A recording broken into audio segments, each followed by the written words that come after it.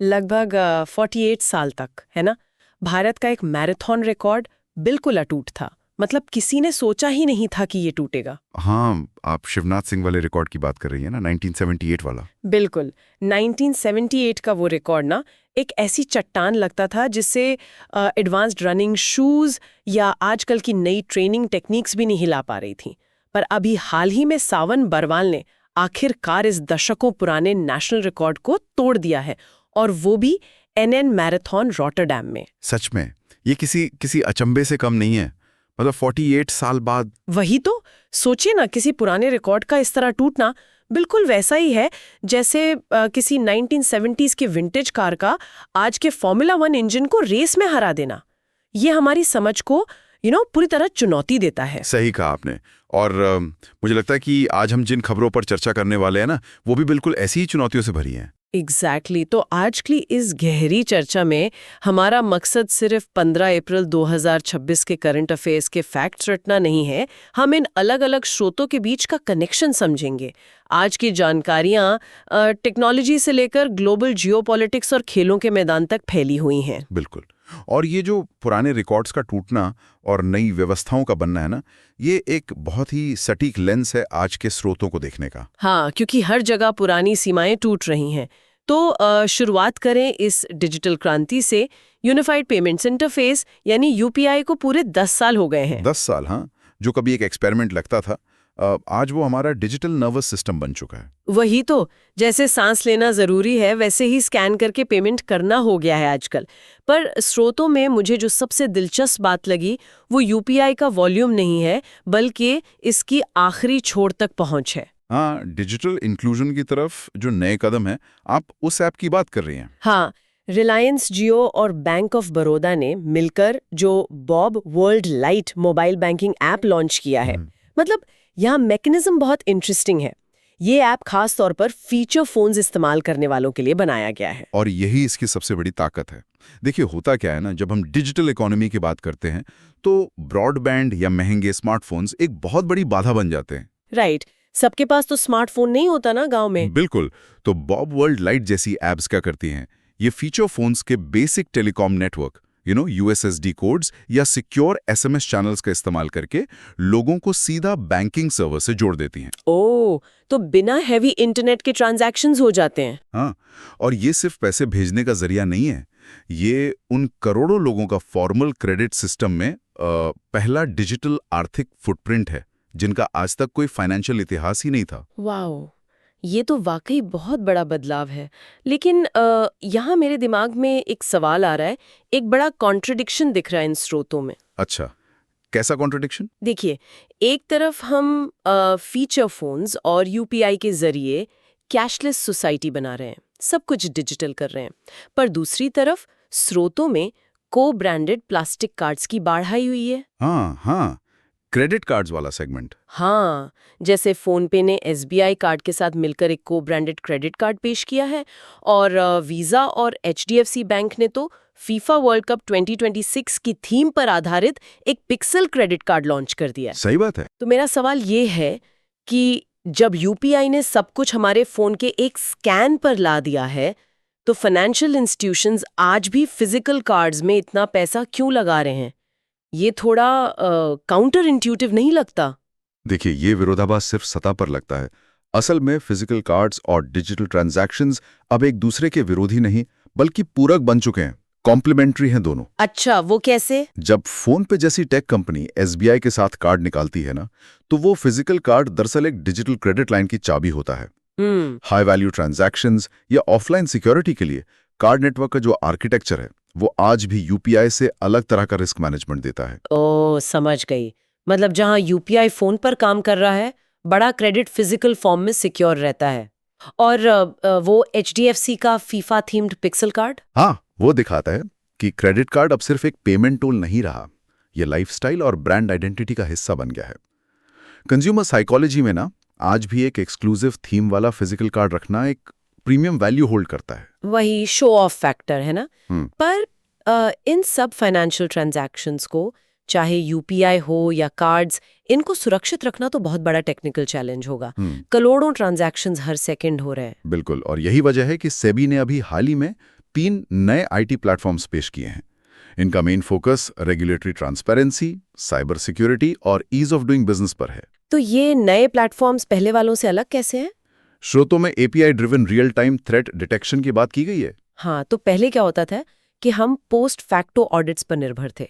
मतलब चोरी होने के बाद जांच करना। एग्जैक्टली घटना होने के बाद हम जांच करते थे, पर नए सिस्टम्स में डेटा साइलोस खत्म कर दिए गए हैं। ब्रोकर का डेटा, एक्सचेंज का डेटा, सब एक यूनिफाइड स्ट्रीम में जोड़ दिया गया है। अच्छा, तो अब सब कुछ रियल टाइम है। हाँ, अगर सिस्टम में कोई अनॉमलस ट्रेड या साइबर थ्रेड आता है तो इनके एल्गोरिथम्स उसे तुरंत विद इन सेकेंड्स फ्लैग कर देते हैं। ये शेयर मार्केट और कैपिटल मार्केट्स को फ्यूचर प्रूफ करने का बहुत बड़ा कदम है। ये तो सच में जरूरी था। और डेटा को इस तरह एक साथ जोड़ने का काम मुझे लगता है सिर्फ फाइनेंस में ही नहीं हो रहा। आप हेल्थ और एग्रीकल्चर वाले अपडेट्स की बात कर रही हैं? हाँ, स्रोतों में बताया गया है कि हेल्थ मिनिस्ट्री ने कम्युनिटी हेल्थ ऑफिसर यानी सीएचओ के लिए एक मोबाइल ऐप बनाया है। सही, ताकि प्राइमरी हेल्थ केयर और जमीनी रिपोर्टिंग सीधे उनके सेंट्रल सर्वर्स तक पहुंचे। बिल्कुल। और दूसरी तरफ कृषि के क्षेत्र में नेशनल एग्रीकल्चर मार्केट यानी ई-नाम मंडियों को जोड़कर वन नेशन वन मार्केट वाली रणनीति को जमीन पर उतार रहा है। ये ई-नाम वाला लॉजिक बहुत पावरफुल है। देखिए, ये जियोग्राफिकल आर्बिट्राज को खत्म करता है। अगर जियोग्राफिकल आर्बिट्राज, इसका आसान भाषा में क्या मतलब हुआ? मतलब अगर एक मंडी में प्याज बहुत सस्ता मिल रहा है और थोड़ी दूर दूसरी मंडी में महंगा है, तो ई-नाम किसान को ये पावर देता है कि वो बीच वाले मिडलमैन पर निर्भर रहे बिना बेहतर दाम वाली मार्केट को डिजिटली एक्सेस कर सके। ओह वाओ, तो बेसिकली हर जगह इंफॉर्मेशन गैप को खत्म किया जा रहा है। बिल्कुल। हेल्थ ऐप से गांव की बीमारी की रियल टाइम डिटेल मिल रही है, ई-नाम से दाम का पता चल रहा है। बिल्कुल। लेकिन एक बात है, इन सब में इंफॉर्मेशन आम लोगों तक पहुंचने में एक बहुत बड़ी रुकावट हमेशा से भाषा की रही है, लैंग्वेज बैरियर। हाँ, ये तो है। और यहीं पर स्रोतों में उस नए ऐलान का जिक्र आता है।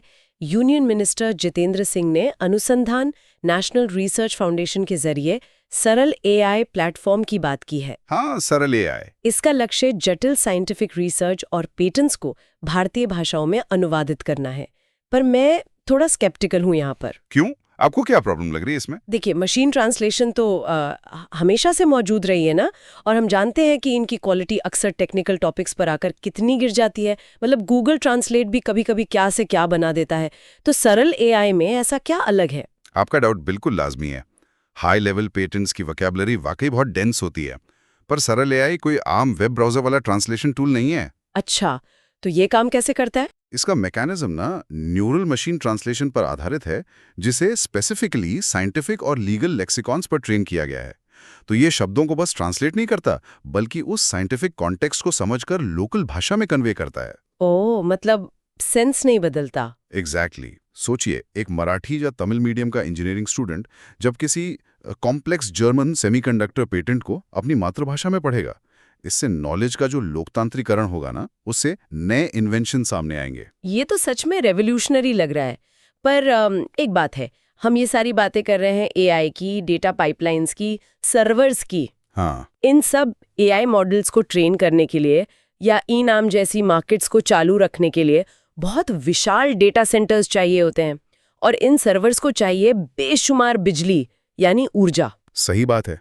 डिजिटल दुनिया चलाने के लिए फिजिकल पावर तो चाहिए ही। वही तो, हमारा लैंग्वेज का बैरियर तो टूट गया, पर ऊर्जा का एक बहुत बड़ा बैरियर अभी भी सामने है।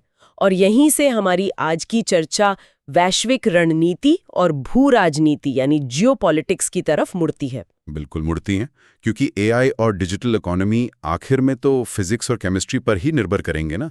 आपको एनर्जी स्टोर करने के लिए बैटरीज चाहिए, और आज के दौर में बैटरीज का मतलब है लिथियम। हाँ, जिसे व्हाइट गोल्ड भी कहा जाता है आजकल। स्रोतों में एक अहम खबर अर्जेंटीना से आई है। वहां खनिज विदेश इंडिया लिमिटेड यानी काबिल को 5 ब्राइन ब्लॉक्स में लिथियम ढूंढने के लिए एनवायरमेंटल क्लियरेंस मिल गई है। ये देश की क्रिटिकल मिनरल स्ट्रेटेजी के लिए बेहद अहम कदम है। पर मुझे इन ब्राइन ब्लॉक्स का मैकेनिक्स समझना है। मतलब हार्ड रॉक माइनिंग जिसमें पहाड़ों को खोदा जाता है, वो तो हमने देखा है, पर ये ब्राइन ब्लॉक्स में लिथियम निकालने की क्या प्रक्रिया होती है और ये इतना इम्पोर्टेंट क्यों है? ये बहुत ही फैसिनेटिंग प्रोसेस है। देखिए, अर्जेंटीना, चिली और बोलिविया के जो हाई एल्टीट्यूड इलाके हैं ना, वहाँ जमीन के नीचे नमकीन पानी के विशाल भंडार होते हैं। अच्छा, अंडरग्राउंड लेक्स जैसा कुछ? हाँ, एक्वाफियर्स कहते हैं उन्हें। उस पानी में लिथियम घुला होता है। तो इस प्रोसेस में उस पानी को पंप करके सतह पर बनाए गए बड़े बड़े एवेपोरेशन पूल्स में डाल देते हैं। फिर महीनों तक सूरज की रोशनी और हवा से पानी उड़ जाता है। और पीछे सिर्फ लिथियम बचता है। हाँ। जैसे नमक बनता है। बिल्कुल सही पकड़ा आपने। और आखिर में लिथियम कार्बोनेट बच जाता है। हार्ड रॉक माइनिंग के मुकाबले ये प्रोसेस एनर्जी इंटेंसिव थोड़ा कम होती है। और अर्जेंटीना में इन ब्लॉक्स का मिलना इसलिए बड़ा है क्योंकि हम सीधे स्रोत से अपनी एनर्जी सिक्योरिटी पक्की कर रहे हैं, बिना किसी ग्लोबल घोलमाल के। समझ गई।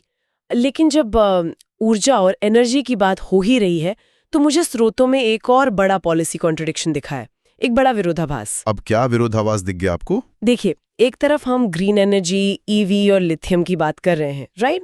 पर स्रोतों में मेंशन है कि नेशनल स्टॉक एक्सचेंज यानी एनएसई को national coal exchange of India limited का ट्रेडमार्क मिल गया है। हाँ, कोल एक्सचेंज वाली खबर। मतलब हम कोयले पर एक पूरा नया आर्थिक प्लेटफॉर्म खड़ा कर रहे हैं।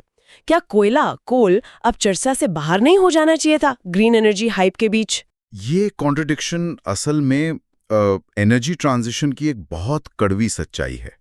देखिए, रिन्यूएबल्स जैसे सोलर और विंड इंटरमिटेंट होते हैं। वो लगातार 24 घंटे पावर नहीं दे सकते। हाँ, रात में सोलर तो काम नहीं करेगा। बिल्कुल। और देश का बेस लोड पावर मेंटेन रखने के लिए, खासकर जो एआई और इंडस्ट्रीज की डिमांड बढ़ रही है, कोयला अगले कई दशकों तक हमारी ऊर्जा का मुख्य स्रोत रहेगा ही। तो कोल एक्सचेंज बनाने का मकसद क्या है फिर? मकसद है कि कोयले के प्राइस डिस्कवरी को मार्केट ड्रिवन और ट्रांसपेरेंट बनाया जाए। ये एक बहुत प्रैग्मेटिक अप्रोच है। फ्यूचर के लिए लिथियम सिक्योर करो और वर्तमान को चलाने के लिए कोल मार्केट्स को ऑप्टिमाइज करो। प्रैग्मेटिज्म यानी व्यावहारिकता।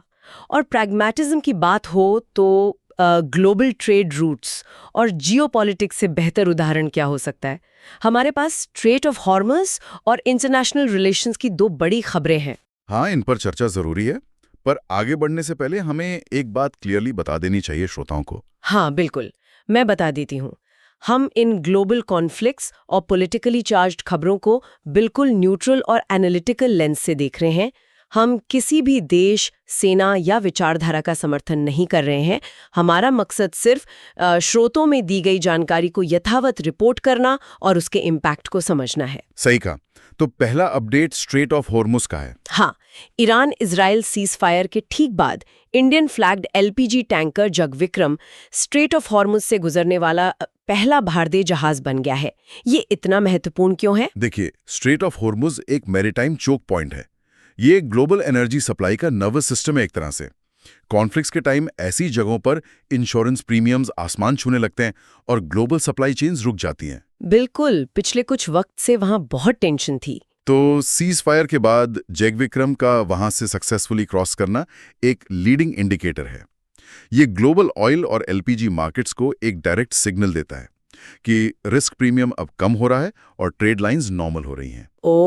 तो एक जहाज के गुजरने से पूरे ग्लोबल क्रूड ऑयल फ्यूचर्स पर असर पड़ता है? बिल्कुल पड़ता है। ये प्राइसेस को शांत करने का काम करता है। समझ गई। और इस सप्लाई चेन की जियोपॉलिटिक्स से निकलकर अगर हम सॉफ्ट पावर और एजुकेशन की तरफ देखें तो वहां भी टेंशन्स का असर साफ दिख रहा है। आप रशिया और स्टैनफोर्ड यूनिवर्सिटी वाली खबर की बात कर रही हैं? हाँ, रशिया ने स्टैनफोर्ड यूनिवर्सिटी को अनडिजायरेबल ऑर्गेनाइजेशन घोषित करके उनकी एक्टिविटीज पर लिमिट्स लगा दी हैं। स्टैनफोर्ड जैसे एकेडमिक इंस्टीट्यूशन पर जियोपॉलिटिकल टैग लगाना थोड़ा शॉकिंग नहीं है? ये बिल्कुल एक मॉन्यूमेंटल शिफ्ट है अंतर्राष्ट्रीय रिलेशंस में। अगर हम कोल्ड वॉर के टाइम की भी बात करें ना, तो उस भयंकर टेंशन के बीच भी यूनिवर्सिटीज और साइंटिफिक फोरम्स एक न्यूट्रल ग्राउंड हुआ करते थे। हाँ, एक्सचेंज प्रोग्राम्स वगैरह चालू रहते थे दोनों तरफ के साइंटिस्ट्स के बीच। वही तो, एकेडमिक न्यूट्रलिटी हमेशा से सॉफ्ट डिप्लोमेसी का आखिरी रास्ता होती थी। पर स्टैनफोर्ड को अनडिजायरेबल टैग देने का मतलब है कि स्टेट्स अब हायर एजुकेशन को न्यूट्रल जोन नहीं बल्कि डायरेक्टली एक आइडियोलॉजिकल बैटलफील्ड मान रहे हैं। इसका क्रॉस बॉर्डर रिसर्च पर तो बहुत बुरा प्रभाव पड़ेगा। बिल्कुल पड़ेगा। ये फ्री एक्सचेंज ऑफ आइडियाज के लिए बहुत खतरनाक ट्रेंड है। पता है, ये भू राजनीति, ऊर्जा की दौड़, मैक्रो लेवल टकराव, ये बातें अक्सर एक आम इंसान की समझ से बड़ी लगती हैं, बड़े थोड़ी ओवरवेलमिंग हो जाती हैं। सही कह रही हैं आप। इसलिए अब वक्त है कि हम वापस माइक्रो लेवल पर आएं, इन सब जियोपॉलिटिक्स से निकलकर मानवीय क्षमता यानी आम लोगों की असाधारण उपलब्धियों पर आते हैं, जहां से हमने आज शुरुआत की थी। बिल्कुल, आखिर में तो ये मानवीय प्रयास ही इन सब बदलावों के केंद्र में है। तो सावन बरवाल के उस मैराथन रिकॉर्ड पर वापस आते हैं। हाँ, 48 साल पुराना शिवनाथ सिंह का रिकॉर्ड, मतलब किसी जिद्दी पहाड़ को अपनी जगह से खिसकाने जैसा। देखिए, मैराथन है ना, एक बहुत ही फैसिनेट करने वाला स्पोर्ट है। इसमें टेक्नोलॉजी या इक्विपमेंट से ज्यादा बायोमैकेनिक्स और इंसान की दिमागी क्षमता, उसकी जिद की जरूरत होती है। वो मेंटल ब्लॉक तोड़ना ही सबसे मुश्किल होता होगा। एग्जैक्टली।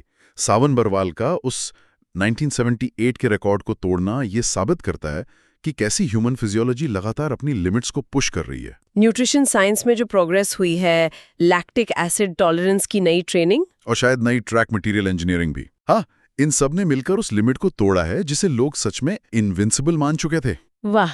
और अगर हम कंसिस्टेंसी की बात करें तो क्रिकेट में भी हमारे स्रोतों में एक बहुत बड़ा अचीवमेंट दर्ज है। विजडन क्रिकेटर्स अल्मनाक का ऐलान है ना। बिल्कुल, जिसे क्रिकेट की बाइबल कहा जाता है। उन्होंने 2025 के लिए मिचेल स्टार्क के साथ साथ भारत की दीप्ति शर्मा को leading cricketers in the world चुना है। ये बहुत बड़ी बात है। क्रिकेट जैसे हाई वेरिएंस गेम में, जहां हर दिन पिच और मौसम पर परफॉर्मेंस निर्भर करती है, वहां मिजडन जैसी जगह पर आना ये कंसिस्टेंट एक्सीलेंस का प्रमाण है। और दीप्ति शर्मा का आना कितना अहम है? हाँ, बेहद अहम। ये वुमेन्स क्रिकेट के ग्लोबल स्टैंडर्डाइजेशन को रिफ्लेक्ट करता है। उनका स्किल लेवल, उनका गेम सेंस, ये दर्शाता है कि भारतीय प्लेयर्स अब सिर्फ खेल नहीं रहे हैं, बल्कि टेक्निकल एक्सीलेंस में पूरे ग्लोब को लीड कर रहे हैं। बिल्कुल सही। और पता है, ये जो एक्सीलेंस या दृढ़ निश्चय है, ये सिर्फ खेलों तक सीमित नहीं है। एकेडमिक फील्ड में भी भारतीय यूथ नई सीमाएं बना रहे हैं। आप लॉ स्टूडेंट्स वाले इवेंट की बात कर रही हैं ना? हाँ, बनारस हिंदू यूनिवर्सिटी यानी BHU ने इंटीग्रल यूनिवर्सिटी में आयोजित AIU national moot court competition 2026 जीत ली है और चंडीगढ़ यूनिवर्सिटी इसमें रनर अप रही। ये रिजल्ट बहुत कुछ कहता है हमारे लीगल एजुकेशन सिस्टम के बारे में। पर एक बात बताइए, ये मूट कोर्ट का एक्चुअल मैकेनिज्म क्या होता है?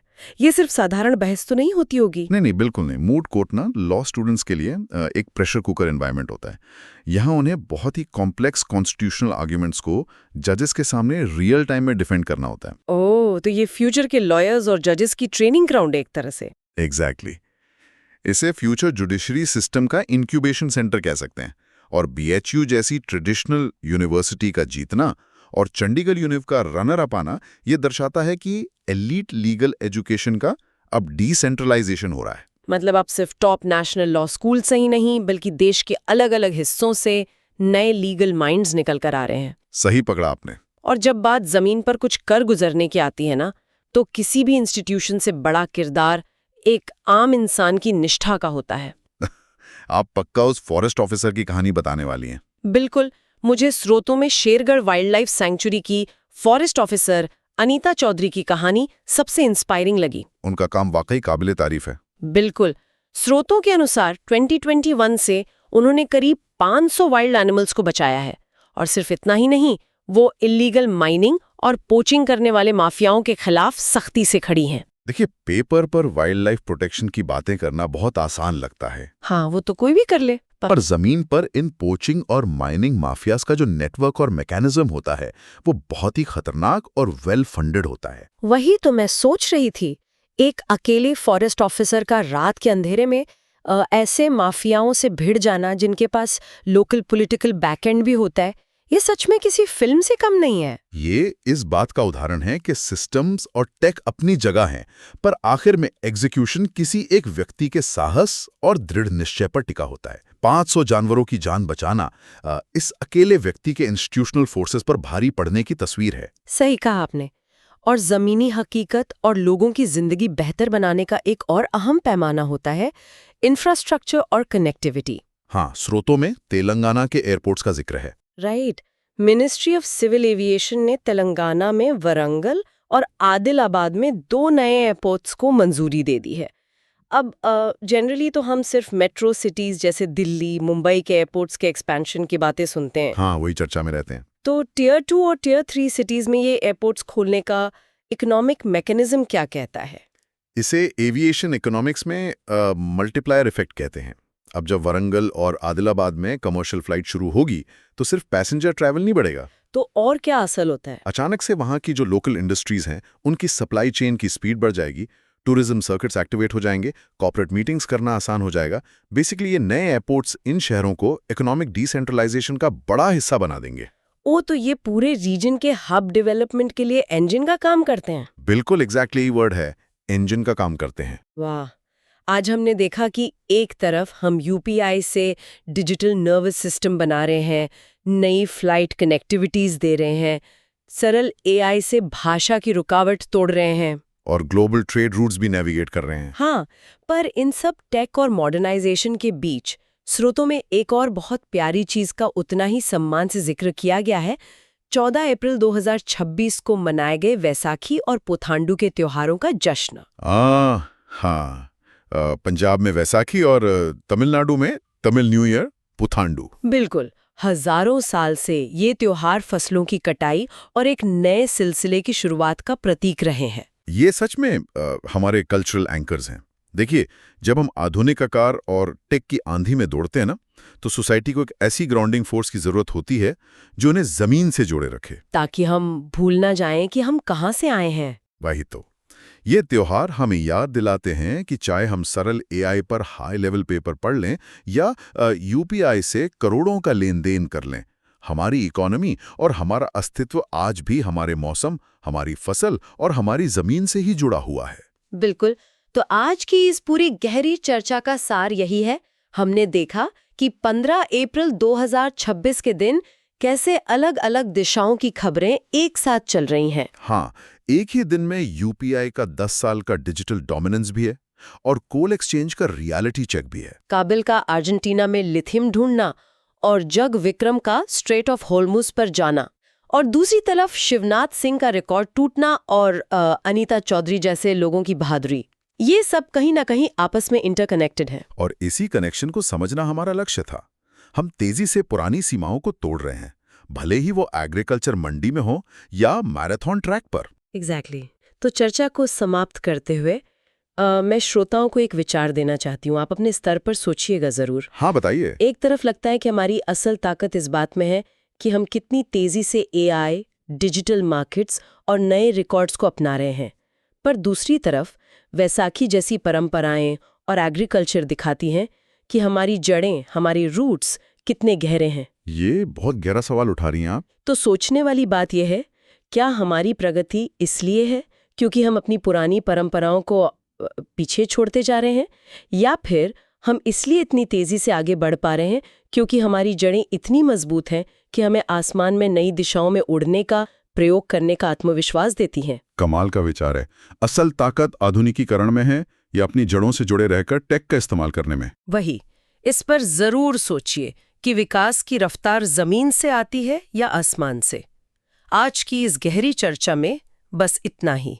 उम्मीद है इन सभी कनेक्शंस ने आज की खबरों को एक नई गहराई दी होगी। अलविदा। अलविदा, अपना ख्याल रखें।